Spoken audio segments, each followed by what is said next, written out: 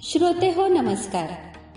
आपण रोजच्या बोलण्यात असंख्य शब्द वापरतो, पण कधी आपण विचार केला आहे का की हे शब्द नेमके कुठून आले, त्यांच्या मागे कोणती कथा दडलेली आहे? चला तर मग ऐकूया. श्री सुरेश शामराव ठाकूर लिखित शब्दांच्या पलीकडले या आगळ्या वेगळ्या पुस्तकाचा शब्द प्रवास. शब्दांची ही सफर ऐकताना तुम्हालाही आपल्या मराठी भाषेची समृद्धी, वैभव, सौंदर्य आणि तिच्या मागचा संस्कृतीचा ठेवा नव्याने जाणवेल. चला तर मग या सुंदर आणि रंजक शब्द प्रवासाला सुरुवात करूया. शब्दांच्या पलीकडले. त्रेधा तीरपीठ. दुपारी भोजनाच्या वेळी आगाऊ कोणतीही कल्पना न देता पतिराज आपल्या 4 मित्रांना ऐन वेळी घरी जेवायला आणतात.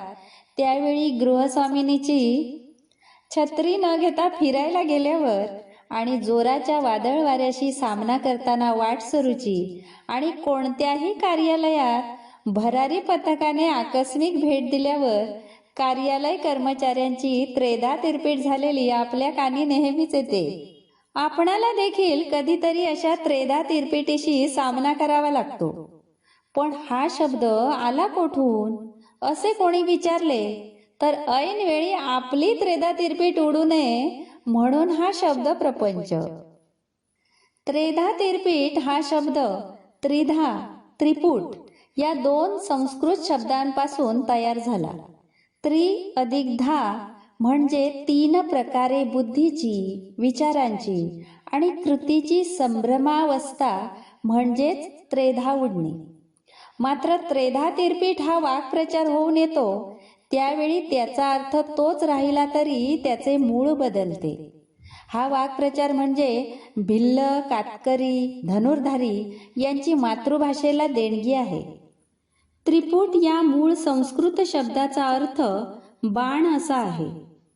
मित्र हो, बाणाचे 3 भाग असतात. एक पुढचे पाते.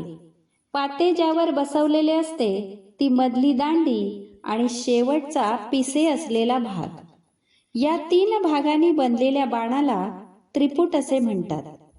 पण ऐन वेळी सावध समोर आल्यावर त्या बाणाचे 3 तुकडे झाले तर धनुर्धारीची जी दयनीय अवस्था होते ती ही त्रेधा तिरपीट. आमच्या लहानपणी शेजारच्या जंगलात गोविंदा नावाचा एक कातकरी राहायचा. तो असे 3 भाग असलेले बाण बनवायचा. हे पुष्प लिहित असताना मला सहजच धनुर्धारी गोविंदाची आठवण झाली. त्याचा बाण, त्याचे धनुष्य आणि त्याचा लक्ष्याचा वेध एवढा अचूक असायचा की शिकार करताना कधीही त्याची त्रेधा तिरपीट झाल्याचे माझ्या पाहण्यात नाही. विशेष म्हणजे गोविंदा बाण मारत असताना कधीही उजव्या हाताच्या अंगठ्याचा वापर करत नसे. कारण विचारले असता सांगे की हा अंगठा आम्ही आमच्या गुरुला दिला. यांचा मूळ पुरुष एकलव्य आणि त्यांचे गुरु द्रोणाचार्य यांची कथा कोणी बरे सांगितली असेल. हे शब्दपुष्प त्या गोविंदा कातकऱ्याच्या धनुष्य बाणाला मी समर्पित करतो. मित्र हो, शब्दांचा प्रवास कधीच थांबत नाही, कारण शब्दांच्या पलीकडेही एक सुंदर जग दडलेले असते. पुन्हा भेटू अशाच एका नवीन शब्द प्रवासासह.